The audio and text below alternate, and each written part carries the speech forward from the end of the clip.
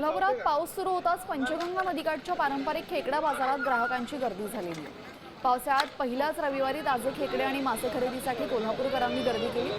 कोल्हापूरच्या तांबड्या पांढऱ्या रस्त्यासोबत पावसाळ्यात खेकड्यांचा रस्सा खाण्याची खास परंपरा असल्याने आज बाजारात मोठी उलाढाल पाहायला मिळाली।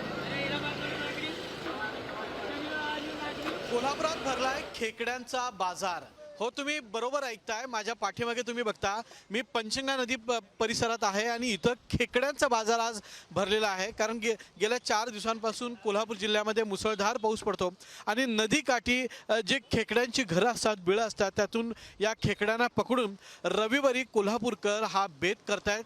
तांबड्या पांढऱ्या रश्श्यासोबत खेकड्याचा झणझणीत रस्सा कोल्हापूरकरांना आवडतो। सकाळपासूनच हे खेकडे खरेदी करण्यासाठी नागरिक या परिसरात येत आहेत। सध्या पाऊस मोठ्या प्रमाणात आहे आणि पावसामध्ये खेकड्यांचा रस्सा पिण्यासाठी कोल्हापूरकर उत्सुक आहेत।